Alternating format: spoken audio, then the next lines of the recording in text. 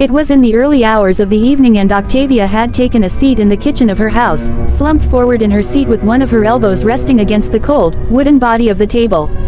In front of her, there was a half-full glass of fruity wine, the bottle it came in now half empty. It has been a while since Color Palette had left after unloading his paintings for Octavia, and they currently sat in the living room, propped up against the wall and wrapped in protective linen sheets to keep them pristine and out of reach of the dust. Octavia glanced sideways for a moment, her expression blank, turning herself to face them. She looked long and hard at the paintings, and she felt as if those gaping wide pools of black that served as eyes for the strange, eerie screaming pony painting were staring right through the linen and into her own eyes. Octavia turned away instantly upon the thought, feeling stupid for having such thoughts about some stupid, inanimate painting. That was all it was, a painting. Completely incapable of showing emotion and pony feelings. "You've really done it this time, Octavia," she said to herself, picking up her wine glass and throwing her head back as she downed the last of the wine held inside of it. She just took it all in one big swig, hardly caring for the bitter aftertaste the wine had left in the back of her mouth. She didn't care enough to reel back from it. By now, she was very used to the bitter taste of the wine after the fruitiness had left it on the trip down into her alcohol-filled gut. She grabbed a hold of the wine bottle beside her and pulled out the cork in the neck of the bottle, about to pour herself another glass when the entire bottle suddenly slipped out of her hooves. Luckily, the bottle didn't shatter, but it did gain a long, spiderweb crack that ran down the entire length of the bottle, the rest of the contents spilling out and staining the wood of the table and the tiled kitchen floor. Octavia cursed to herself under her breath and rubbed her eyes slowly, feeling the effects of the alcohol flooding her system. She gave a long, deep sigh and she pushed the wine glass away from her. "Well, I think I've had enough wine for today, anyway," she said quietly, looking down to see the wine bottle on the floor. She leaned down and picked it up before placing it into the kitchen sink, starting to feel a little lightheaded. Octavia proceeded to use a damp tea towel to mop up the mess, the white cloth becoming stained a deep cherry color, and when she was done, she tossed the now wine-filled tea towel into the sink along with the broken bottle. She gave a yawn and rubbed one of her eyes drowsily before she turned around and retired to her bedroom for the night. As she walked by the painting on the way to her room around the corner from the kitchen area, she didn't even muster the strength to look at it. She kept her head turned to the side as she passed it, but she felt that same, cold and chilling feeling that she felt as when she first laid eyes upon it, as if it was watching her closely. Octavia had a nightmare that night. Octavia dreamed that she was all alone in her house, but it was darker than usual. It was the middle of the night, but the strange thing was that her house was in a cluttered disarray, like it had been ransacked and looted. Both her own instruments and vinyls were scattered and broken across the floor, furniture and tables were tossed over onto their sides, some of them missing their legs and shattered and splintered, broken glass specked over the floor and gleaming in the light of the silvery moon like pixie dust. It looked chaotic. Octavia stood in the dark, ominous corridor with the window behind her providing the only light, enabling her to see, but barely.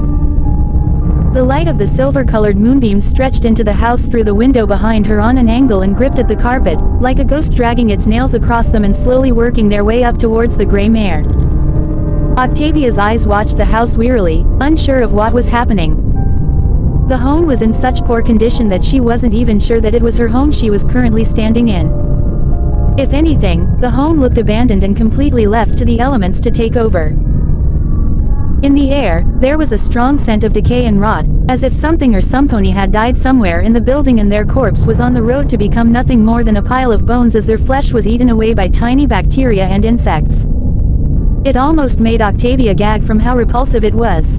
"Hello," she called quietly, but the dead silence of the atmosphere made it carry more like a shout. Ever so slowly, Octavia put one hoof in front of the other as she began to slowly move forward, weary and feeling her heartbeat within her shaking chest. She found herself to feel cold and clammy, as if she was inside of a fridge. It didn't take a genius to know that something was very wrong, but she didn't know what that something was just yet. She half expected something or some pony to lunge at her from the darkness, and the more she walked down the hallway, she believed that it would actually happen. Her head kept turning to look all around her, gathering her surroundings and taking in the account of the damage done to her home. It looked as if no pony had lived here for well over a decade.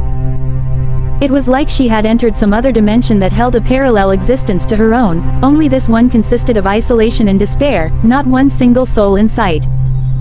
There was a flutter of something in the darkness directly in front of her. Octavia stopped and listened for a moment, her muscles frozen as she watched intently across the room. "Hello," she called again. Another flutter, this time, louder. "Who's there?" she asked, hoping that no pony would answer. There was a loud clunk, like a burlap sack full of bricks impacting with the rotten floorboards, followed by what sounded like a shallow breath to Octavia. It made her tense up, and her muscles felt like they were going to tear from the strain. Looking forward still, Octavia's eyes shrank as she saw the pulsating clouds of frosted breath carry in the air. Something or some pony was breathing at the end of the room, and the frosted breath seemed almost translucent in moonlight as it entered its path, like it had the properties of a neon sign. "Vinyl. Is that you?" Octavia asked, hoping to Celestia that this was all some kind of sick, cruel prank plotted by her friend. This time, after a few moments had passed, Octavia noticed that the pulses of frosted breath in the air had stopped. Her heart sank when she noticed that it had mysteriously disappeared, but she felt her heart drop out from her ribs when she heard a thud from behind her. Once again, the pulsations of cold, chilling and frosted over breath was back, but, this time, it was directly on the back of her neck. Whatever it was now behind her. Icicles formed over the fur on Octavia's coat, her eyes becoming small and glassy as the fear welled within her. She had alarm bells ringing in her head, telling her that she should run as fast as she can, do anything, something, to get away from whatever this creature or entity was. She wanted to run, but she found her muscles and nerves to be seized and unresponsive to her commands. All she could do was remain stationary.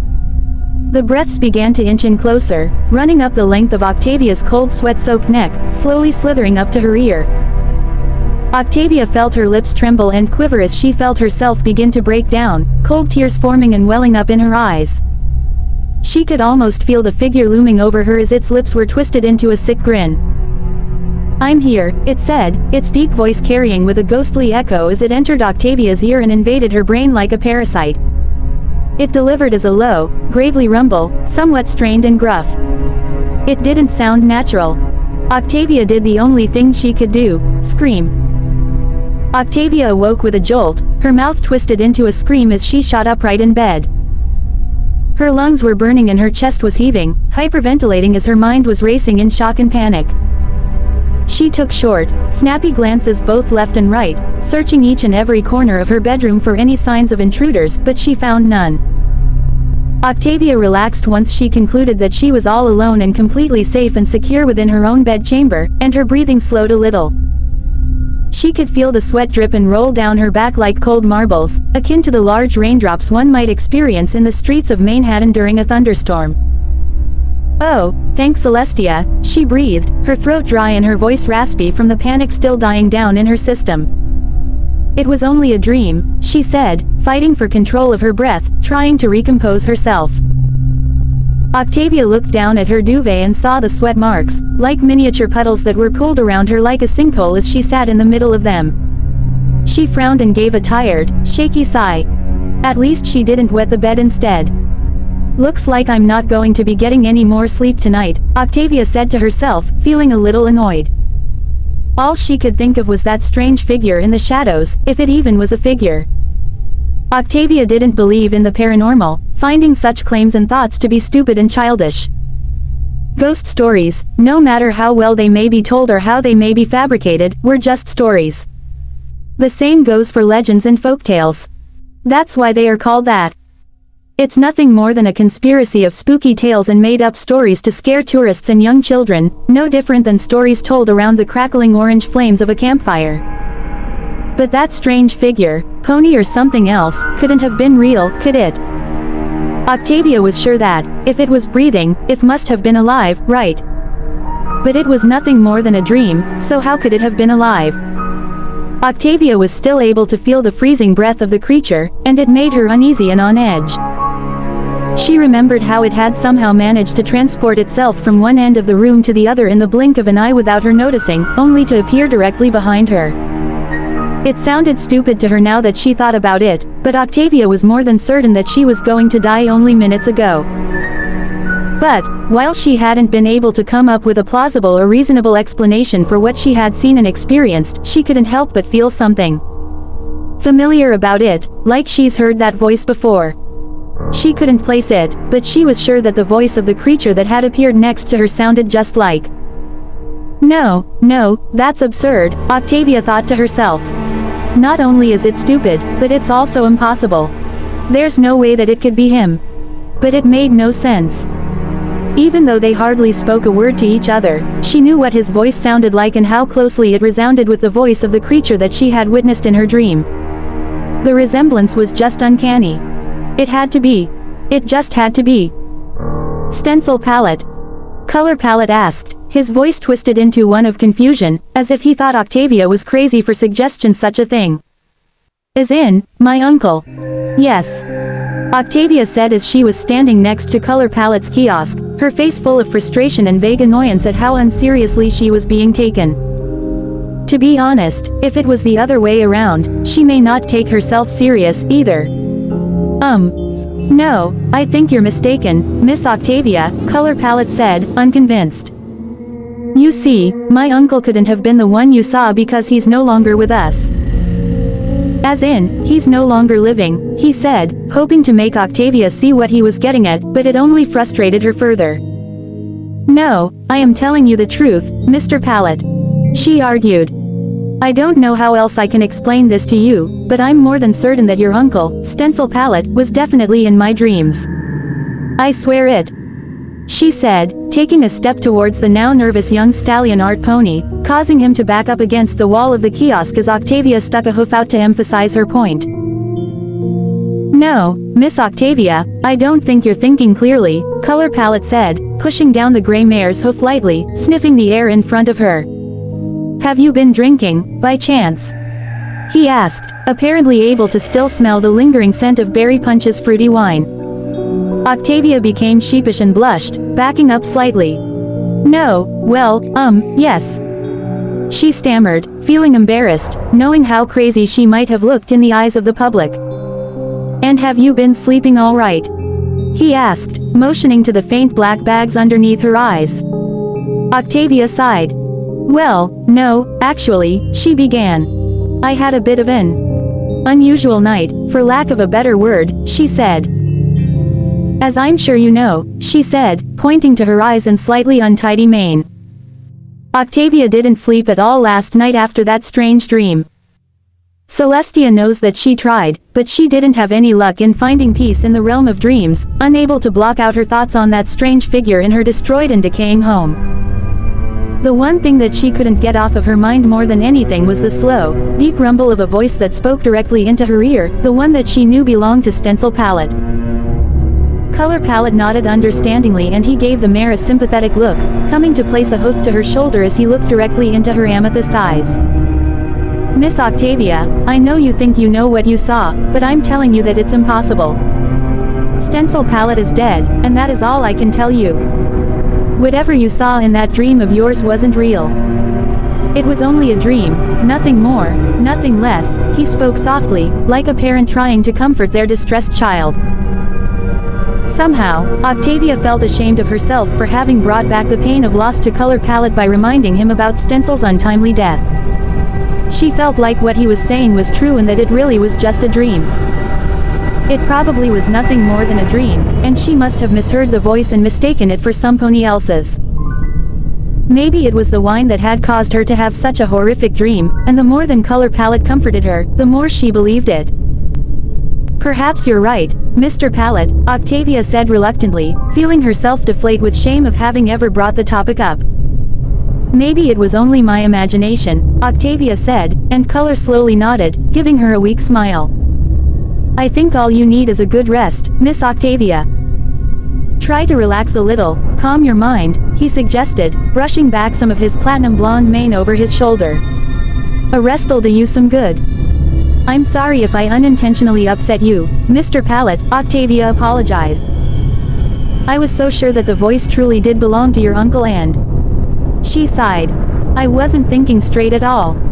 I must look like a fool, she said, looking sadly into the charming, cool eyes of the art pony.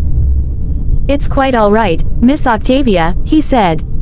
Now, you should go on home and get some rest, he said, prompting Octavia to head home with his hooves.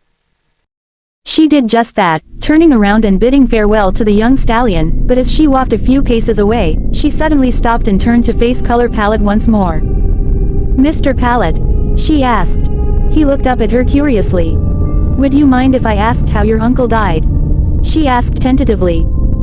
Color Palette's face went blank, as if some pony had cut the power to his emotions, and he stared at Octavia for a solid minute, as if he was thinking about the question thoroughly. His eyes were still bright, but they were not as vibrant as she recalled them being minutes ago, and she noticed his lips move discreetly, as if he was talking silently to himself, mouthing silent words. No, he said after a pregnant pause, his face still expressionless as he spoke. It was as if he was trying to dodge the question, and it didn't go unnoticed by Octavia. She had the very distinct feeling that he didn't want to share the information with her, and it got her curious. Nevertheless, Octavia decided not to press on the declined question, and she turned back around and walked the rest of the way to her home. By time Octavia had arrived back to her shared home, it was the late afternoon, and that meant that the male mare had already been, the gray one with the wall-eyed stare and blonde mane. She was a sweet-hearted pony with nothing but good intentions, and Octavia recalled numerous times when the mare had accidentally lost her balance in the air and crash-landed, whereupon the male she was carrying tended to explode and mix itself up. Octavia felt a pang of sympathy for the mare, and she even felt bad enough this one time that she offered her to come inside for a spot of tea. She did, of course, and they were stuck in the middle of a conversation for a few minutes before she went on her way again, saying something about finishing her rounds before the day turned into night. Her name was Derpy Hooves, if Octavia remembered correctly. Nice mare, but not too bright. Regardless, Octavia liked her. She was too nice and sweet to hate or dislike for some of her clumsy and often ridiculous antics. The male mare had been, as Octavia found out when she had entered her home and found that there was a letter on the floor sealed in a manila envelope. Shutting the front door behind her as she entered, Octavia leaned down and picked up the letter, turning it over. She recognized the stamp straight away. It had a purple wax stamp on the back of it with vinyl scratches cutie mark embedded into it, and it made her smile on the inside at knowing that her friend cared enough to write. On the front of the envelope, as she turned it over again, Octavia saw that the sender's address was from Manhattan, some considerable distance away from Ponyville.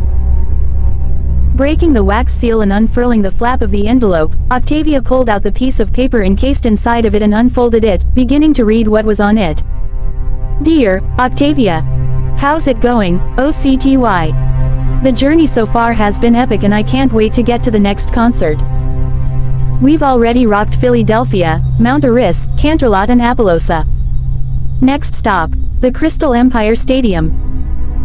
Every pony seems to love the new album, and I hardly even get a moment to write to you because I nearly get swarmed to death every night by fans. I was lucky enough to have the time to write this, so I wanted to see how things are back at home. You're not missing me too much, are you?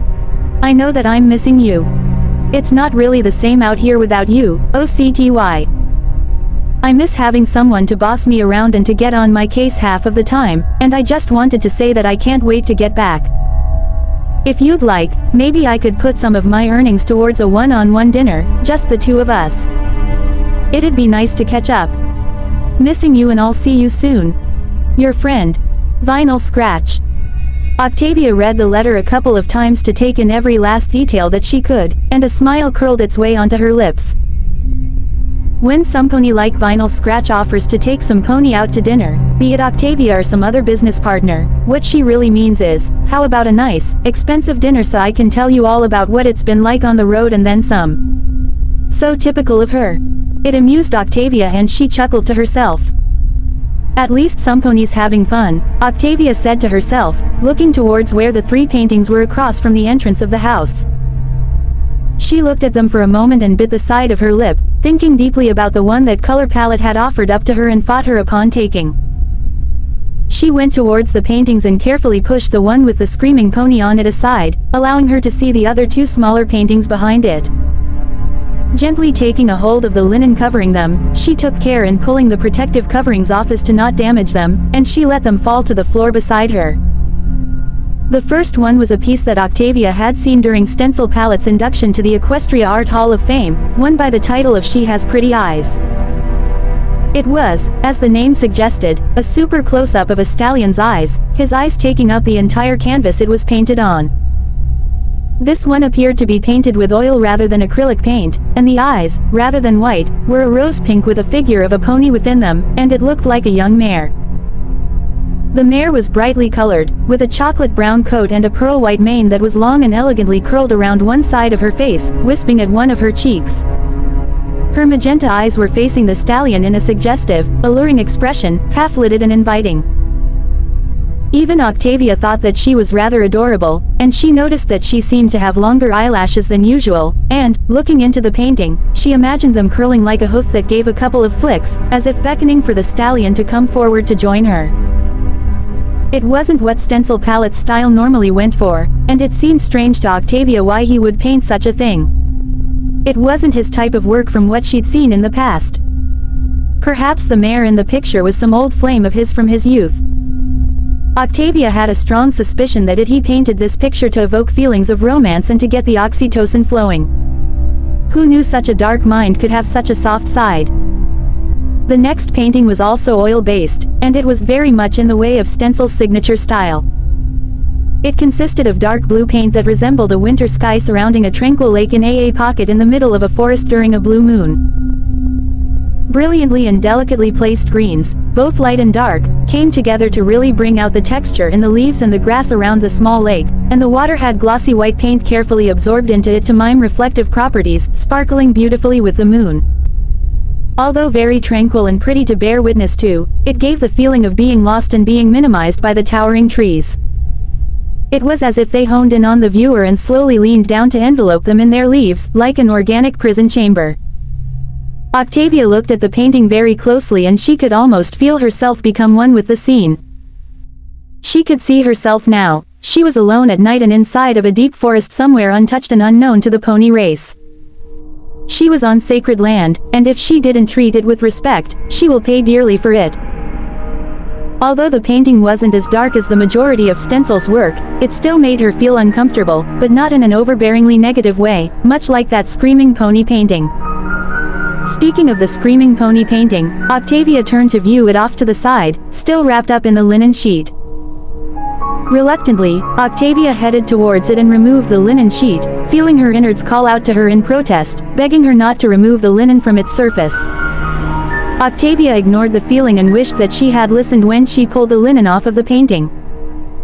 Somehow, in the minimal lighting of the living room of her house, the painting looked more sinister to Octavia. It gave her immediate, chilling flashbacks to her dream, and it spooked her something fierce on the inside. Staring at it now made her wish she had never pulled the linen cover off. The gaping black holes where eyes were supposed to be placed looked alive and full of hatred as they stared directly into Octavia's eyes, and they shined with a faint red gleam, like blood-stained glitter that was embedded into the paint. It gave her the chills. And that contorted silent scream that its face was stuck in. It looked like it was moving. It was as if she was looking into the reanimated face of a corpse that was thirsty for fresh, warm living pony blood. Octavia quickly threw the linen sheet back onto the painting's front and concealed it, not wishing to gaze into its unforgiving, black holes of evil any longer. She felt herself begin to sweat and she felt a little sick, a lingering warm bath of puke sloshing around in her gallbladder, waiting to crawl up her throat with an unpleasant, sour-tasting warmth. "You're a hideous thing, aren't you?" Octavia said venomously, facing the now concealed painting. The rest of the night, Octavia distracted herself by playing stress-relieving tunes on her cello, losing herself in the deep, soothing rumble that her instrument produced with each low and smooth drag of her bow.